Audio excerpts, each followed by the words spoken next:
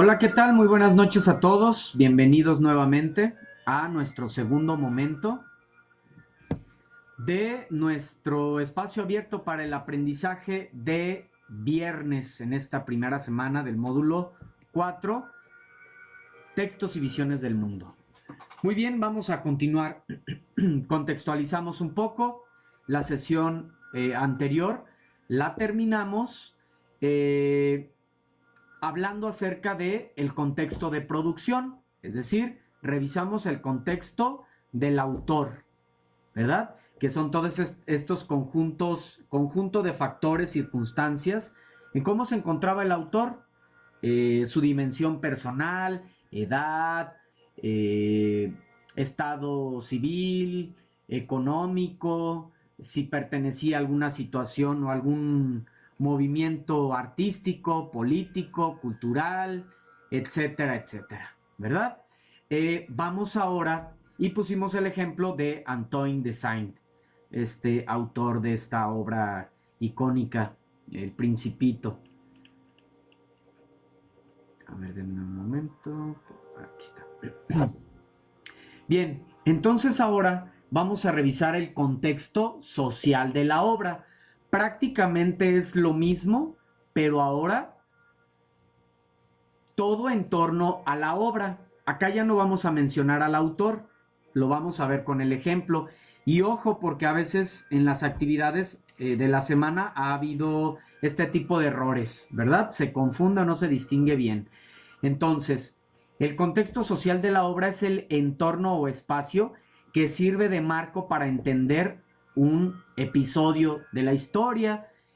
Adquieren importancia las circunstancias que ayudan a comprender un mensaje o una obra literaria, ¿verdad? Entonces, ese marco, esas circunstancias son las que nos van a ayudar a comprender ese mensaje, esa obra literaria. Estas circunstancias, ¿cuáles son? De todo tipo: políticas, económicas, sociales, culturales, bélicas, religiosas, etcétera. Eso es lo que conocemos como contexto social. Entonces, en un texto generalmente pues también se encuentran marcas discursivas que revelan parte del contexto social. Por ejemplo, dentro del texto pues se habla de combates, de guerras, de invasiones, de armas. Bueno, pues ya sabes que es un contexto de guerra, ¿no?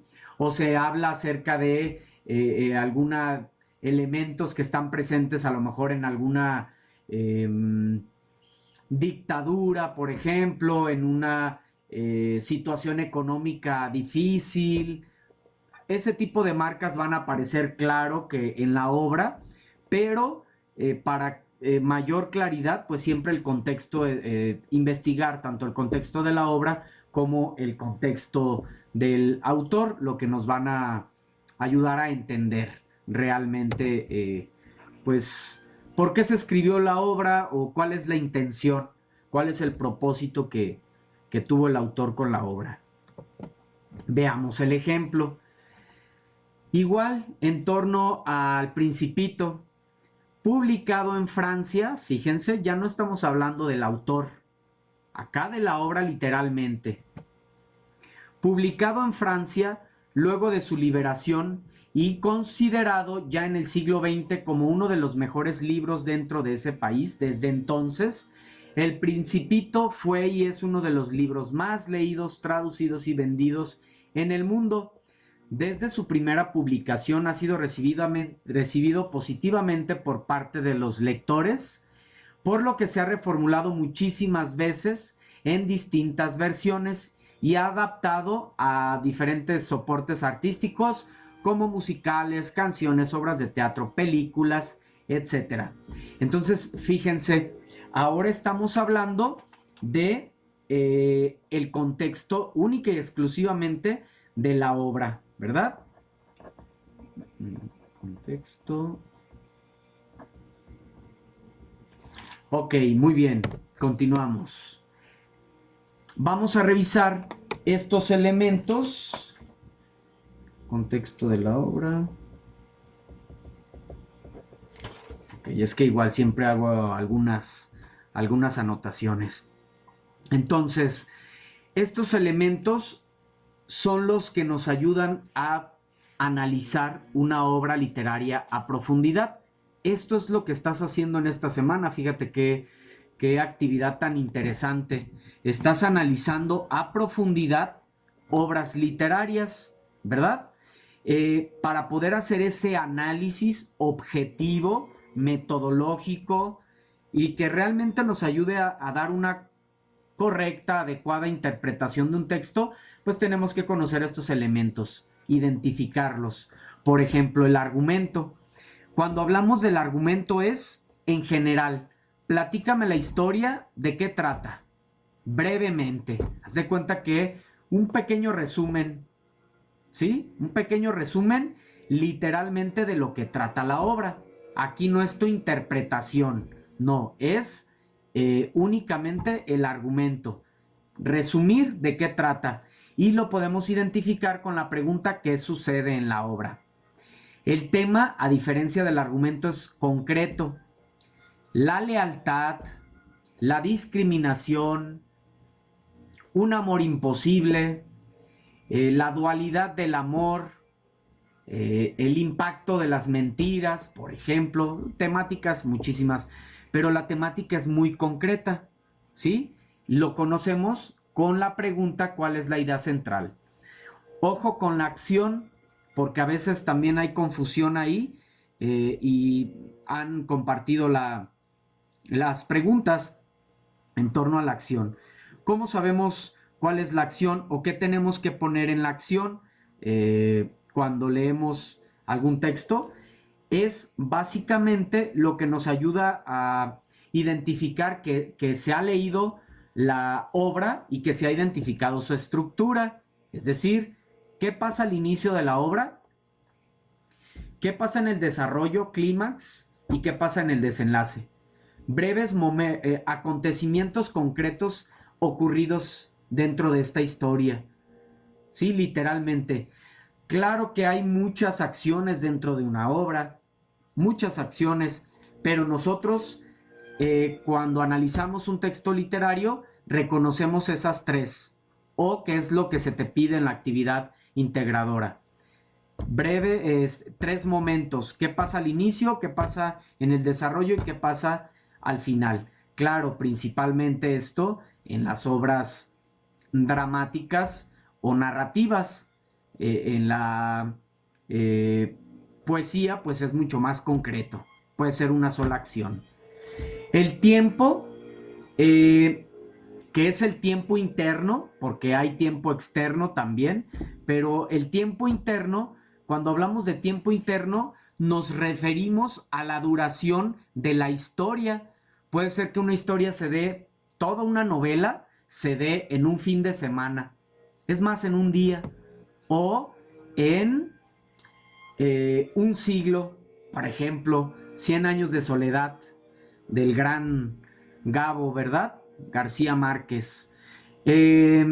Entonces, ese es el tiempo. Literalmente en la historia se cuenta, se habla de 1950, se habla de un fin de semana, de tal mes, o sea, se menciona tal cual, se hace mención al tiempo. Hablamos de un tiempo objetivo cronológico cuando esto sucede. Si no se menciona nada acerca del tiempo, es un tiempo psicológico o subjetivo. Por lo regular, ahí como dato, las obras de el género poético tienen un tiempo subjetivo o psicológico. Solamente transcurre en la mente de un personaje, del protagonista o del sujeto lírico, mejor dicho, del sujeto lírico dentro de la poesía, ¿verdad? Entonces, a veces en la poesía así es. El espacio. El espacio es donde ocurre la historia, donde se desarrolla la obra, en un parque, en una ciudad, en un bosque, en un lago, etcétera, en un castillo, ¿sí? Otros elementos otro de los elementos que ocupamos al hacer el análisis de una obra literaria, pues son los personajes. ¿Quiénes son los personajes? Estos seres con características como nosotros, físicas y emocionales, psicológicas, con fondo y forma, ¿verdad? Y que es muy importante porque es la manera en la que nosotros nos relacionamos o nos identificamos con ellos, y estos se clasifican de acuerdo a su participación dentro de la historia, principales y secundarios. Principales, pues en torno a ellos gira la historia. Secundarios aparecen más esporádicamente, más con la intención de apoyar en la evolución y en las acciones que tienen que realizar los protagonistas o los antagonistas, que protagonista y antagonista son personajes principales. Y aquí te quise compartir también un ejemplo.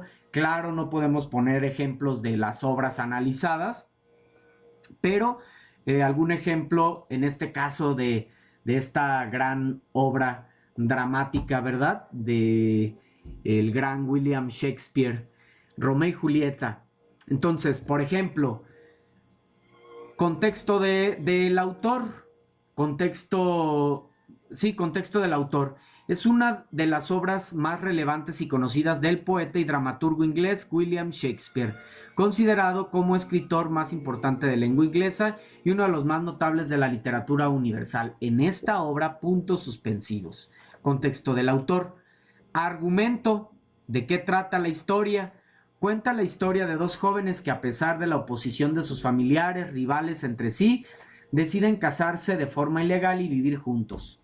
Sin embargo, la presión de esa rivalidad y una serie de fatalidades conducen a que la pareja elija el suicidio, ¿verdad? Esta tragedia que ocurre con ellos dos cuando se envenenan, ella pensando en que él había muerto y viceversa, ¿verdad? Entonces, esto en torno al argumento, personajes de esta obra, Romeo y Julieta, Mercucio, Benvolio, Teobaldo, Fray Lorenzo, etc.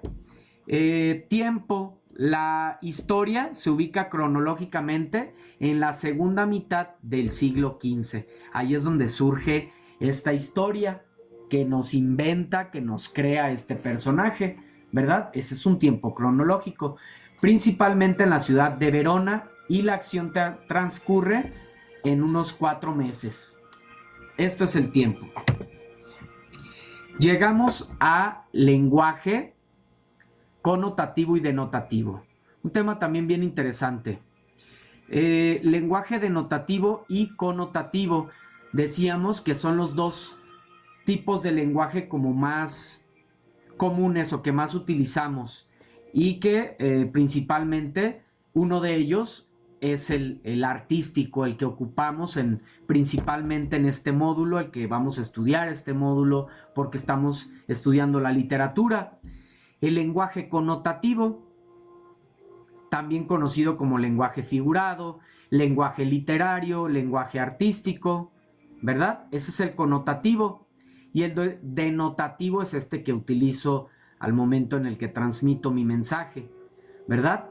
Imagínate que hablara de manera figurada para explicar los temas, pues realmente no me entenderías, ¿verdad?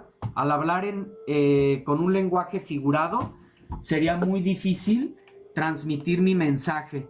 Entonces, utilizamos un lenguaje de acuerdo, por eso se utiliza una de las propiedades de la redacción y también obviamente de lenguaje oral, pues es la adecuación. Dependiendo del contexto, pues vamos a utilizar un lenguaje determinado.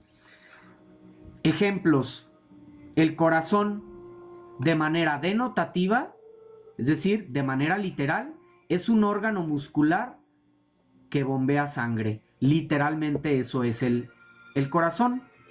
De manera figurada, de manera connotativa, el corazón es amor, ¿verdad?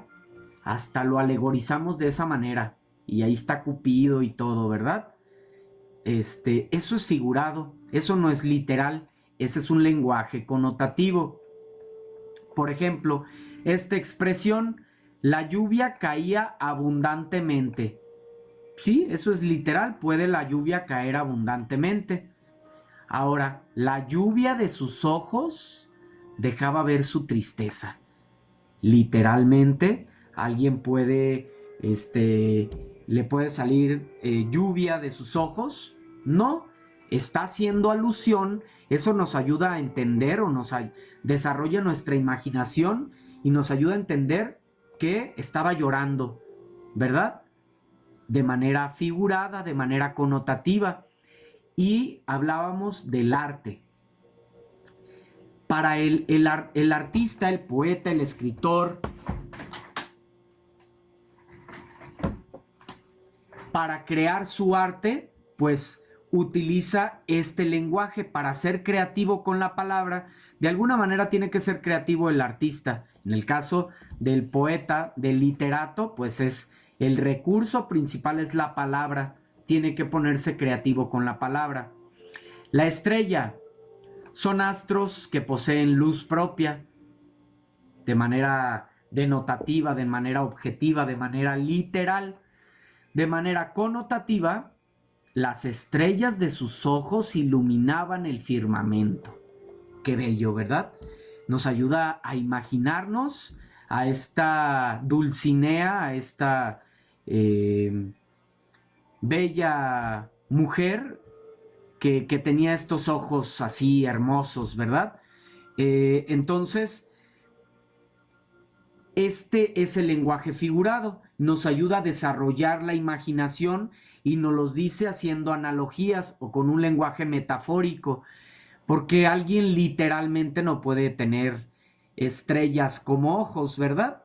No, pero nos ayuda a entender que esta persona en general, pues sus ojos eran a lo mejor, como son las estrellas, muy brillantes. Ah, bueno, sus ojos entonces los está comparando con el brillo. Así nos hace que nos imaginemos a esta persona, pues de esa manera con unos ojos muy bellos. Entonces, esta es la capacidad del lenguaje artístico, del lenguaje connotativo, ayudarnos a desarrollar nuestra imaginación, ¿verdad? Esa es la intención que tiene el arte, la intención que tiene la literatura. Y de manera concreta, la poesía. En la poesía pues se ve todavía más claro, pero claro que la narrativa y el género dramático definitivamente también utilizan el lenguaje connotativo. La luz es una energía electromagnética que puede ser percibida visualmente. Eso es la luz, literalmente. Ahora utilizando la luz de manera connotativa, la luz de la inteligencia humana, ¿verdad? Entonces, literalmente la inteligencia no es una luz, ¿sí? La alegorizamos de esa manera. Entonces, esto es el lenguaje denotativo y connotativo.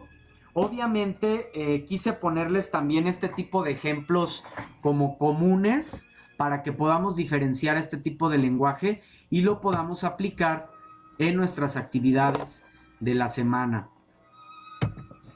Veamos ahora ejemplos de lenguaje connotativo, formas diferentes en las que se utiliza el lenguaje. Hay muchas. ¿Qué son las figuras retóricas o figuras literarias o formas que adquiere el lenguaje connotativo? Son recursos estilísticos para crear arte por medio de la palabra. Uno de estos ejemplos es la metáfora, que es una comparación La metáfora es una comparación, ¿sí? De un objeto con otro que tenga las mismas características alegóricamente. Por ejemplo, vean qué bella descripción hace Miguel de Cervantes Saavedra a través del Don Quijote, que es el protagonista, de su Dulcinea y amada. Sus cabellos son oro. Literalmente los cabellos pueden ser oro, no, es lenguaje connotativo, ¿sí? Que nos ayuda a imaginar esta metáfora que era rubia, sus cabellos son oro por el color del oro. Su frente campos elíseos, una piel muy tersa. Sus cejas arcos de cielo, muy marcadas, ¿verdad? Muy bellas sus cejas. Sus ojos soles, grandes, brillantes. Sus mejillas rosas. Sus labios corales. Perlas sus dientes, muy blancos. En fin, ¿sí? Estas son metáforas. Entonces, si nosotros tenemos que redactar un texto utilizando el lenguaje literario, esto es lo que tenemos que hacer. Tenemos que buscar alguna analogía para expresarnos de esta manera creativa. Y esto es pues crear arte por medio de la palabra. Hay otra figura literaria que conocemos como hipérbole. El hipérbole es una exageración. Y se van a dar cuenta que nosotros a veces sin querer utilizamos este lenguaje artístico. Eres más lento que una tortuga. Ese es un hipérbole, es una exageración. No puedo vivir sin ti. Qué exageración. Digo, sabemos que nos enamoramos mucho y todos estos procesos de duelo que a veces nos toca vivir, pero literalmente en este sentido es una exageración. Eso es un hipérbole. Por ejemplo, tanto dolor se agrupa en mi costado que por doler me duele hasta el aliento. ¿Sí? Este es un ejemplo ese es un ejemplo de del lenguaje artístico, es un ejemplo de una figura literaria, en este caso de un hipérbole, una exageración, ¿verdad? ¿Cómo es posible que le vaya a doler el aliento? Pues no se puede, ¿verdad? Es una exageración. Esta es esta figura literaria. Luego vamos con el oxímoron.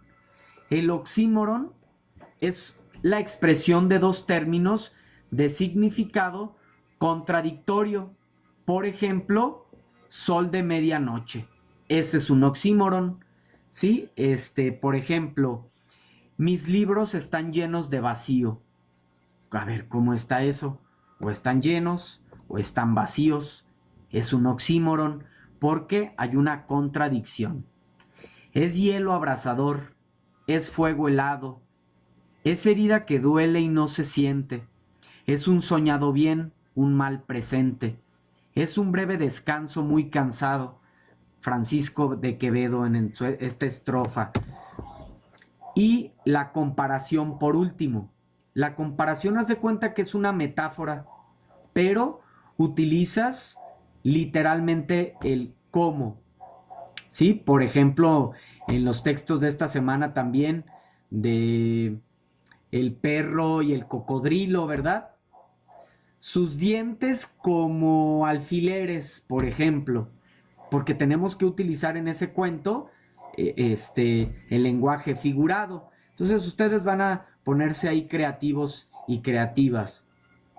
Entonces, ya te decía, el símil es una comparación nada más que literalmente lleva el cómo. Veamos. Sus manos suaves como el terciopelo.